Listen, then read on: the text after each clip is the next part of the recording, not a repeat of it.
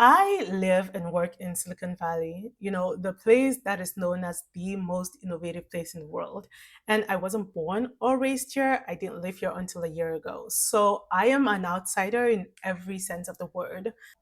So, for a lot of people like me, you may have read the articles and watched the movies, and most definitely used some of the products that have come out of this place. And so, moving here was such a dream for me, but the reality of what Silicon Valley has been such a letdown. And don't get me wrong, I love living here. I love the weather, the nature, the food. I love living here. And I hope I never have to leave. But what has been disappointing to me is the whole reality of Silicon Valley's changing the world mantra. And what this really means from a first hand perspective of an outsider is that just like a lot of people, I moved here to work on a company.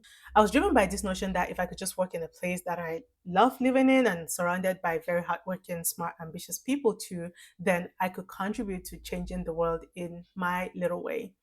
But then I got in and I did all the things, right? We got funded and I moved to this place where I believed all the problems in the world go to die. But the reality is very different because the dream of Silicon Valley, which is largely funded by a group of people known as venture capitalists in this life cycle of if I give an investment into your company, you have to return it within 5 to 7 years. And so they love businesses that can grow explosively so they can cash out quick. And this is arguably where a lot of the problems begin and where the dream starts to phase.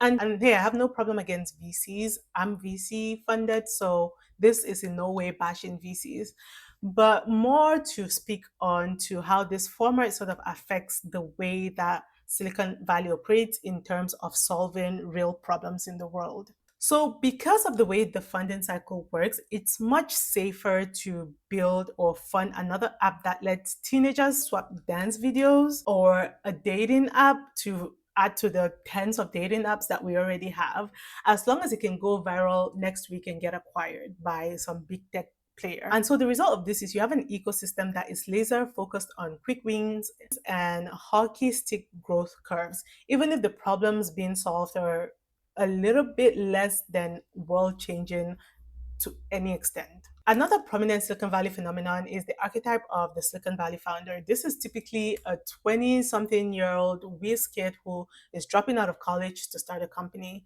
And don't get me wrong, these people are brilliant, no doubt, but often brilliance with writing code doesn't necessarily transform to the domain in which you're tackling a problem in.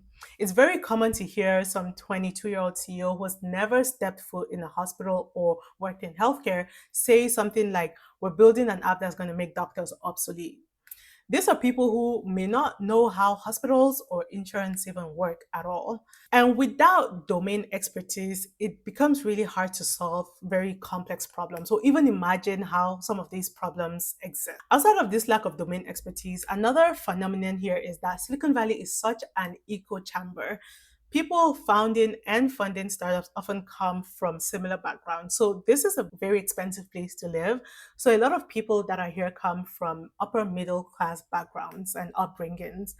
And so this sort of narrows the demographic. And so you see a lot of founders that simply aren't exposed to real life problems faced, say, by rural communities or working class families. And so a lot of the ideas that they have often boil down to inconveniences of digital urban lifestyles. They want to date better, they want to find better clothes, they want to find better parties.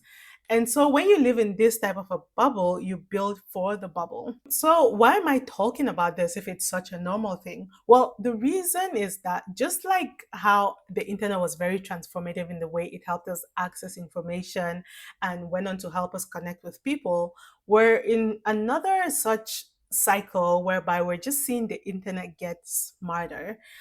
And it's very frustrating to see a lot of the things that are coming out of this new version of what people are building with this smarter internet that we're getting access to.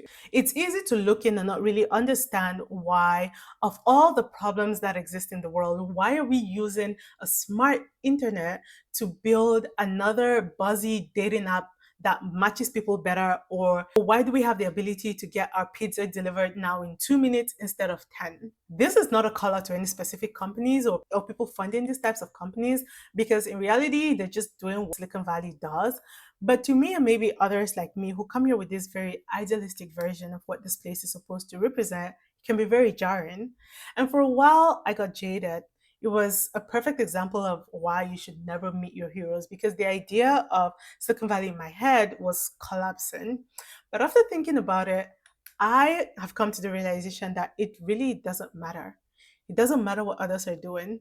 If you're a founder working on something that doesn't necessarily fit into the cycle, that's okay. And if you're one working into something that fits into the cycle, that's okay as well. Because somehow I feel like at the end of the day, there's always going to be a filter somehow. Because when we look at some of the companies that survived from the early 2000s, where we had one of these such cycles with the advent of the internet, we currently have very few of those to become some of the most successful companies, right? And that's because they solved real problems. Think of all the ways that companies like Google and Meta and Microsoft and Apple have made life easier. They have their problems, but you cannot deny that they're not actually useful in one way or another. And so people have succeeded from actually building useful things, but people have also succeeded from building these fake non-existent problems. You could be one of them or one way or another. It doesn't matter. You could build something useful and not succeed, and you could build whatever and still succeed. So there's no right or wrong answer. The only answer is that which helps you sleep at night and live your life with no regrets and know that you worked on things that matter to you, whether that was solving world hunger or helping people date better.